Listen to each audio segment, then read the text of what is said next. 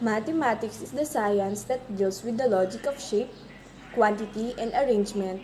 Math is all around us, in everything we do. It is the building block for everything in our daily lives, including mobile devices, architecture, art, money, engineering, and even sports. Math is the only place where truth and beauty mean the same thing. Hello guys, I'm Teluis Gersha and I'm here to share with you guys the lesson we've learned in math. Before we start, I want you to watch this video with my friend and this is all about permutation.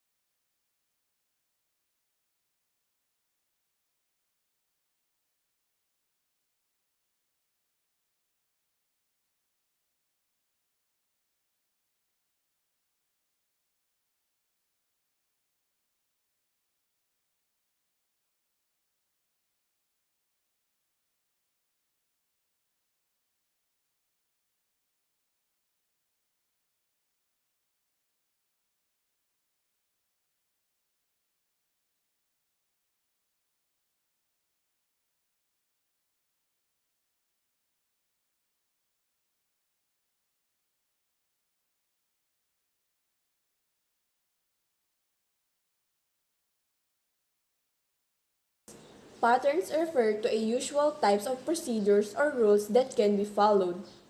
Patterns are useful to predict what came before or what might come after a set a number that are arranged in a particular order. This arrangement of number is called sequence. Patterns provide a sense of order in what might otherwise appear chaotic. Researchers have found that understanding and being able to identify recurring patterns allow us to make educated guesses, assumptions, and hypotheses. It helps us develop important skills and critical thinking and logic. An itemized collection of elements in which repetition of any sort are allowed is known as a sequence, where a series is the sum of all elements. An arithmetic progression is one of the common examples of sequences and series. In short, a sequence is a list of items and objects which have been arranged in a sequential way. An arithmetic sequence is a sequence where the difference between successive terms is a constant. An arithmetic series is the sum of the terms of an arithmetic sequence. The highest power of variable that occurs in the polynomial is called the degree of a polynomial. The leading term is the term with the highest power and its coefficient is called the leading coefficient. Identifying the coefficient will determine the end behavior of the graph of the polynomial function. For example, when the degree is odd and the leading coefficient is negative, the graph rises to the left and falls to the right. The theory of counting or enumeration is the theoretical counterpart of everyday practical counting. Venn diagrams are used to describe events and in counting the number of outcomes in unions and intersection of events. The principle in conclusion and exclusion is introduced. For solving these problems, mathematical theory of counting are used. Counting mainly encompasses fundamental counting rule, the permutation rule, and combination rule. Counting theory tries to answer an abstract question, how many? Counting the entities is same in general, given that all are of same kind and we end up with a number.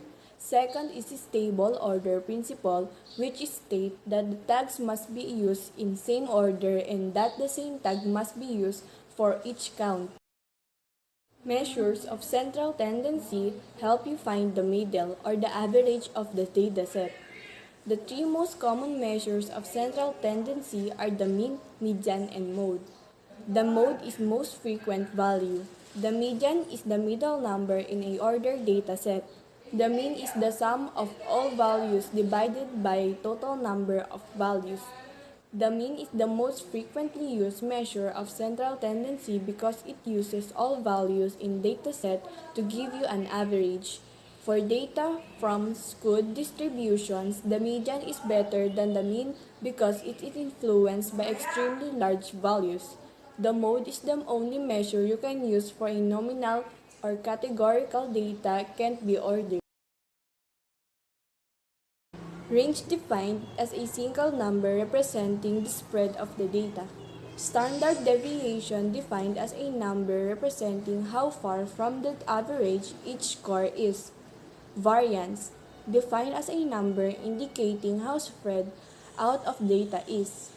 Variability, almost by definition, is the extent to which data points in statistical distribution or dataset diverge, vary from the average value, as well as the extent to which these data points differ each other.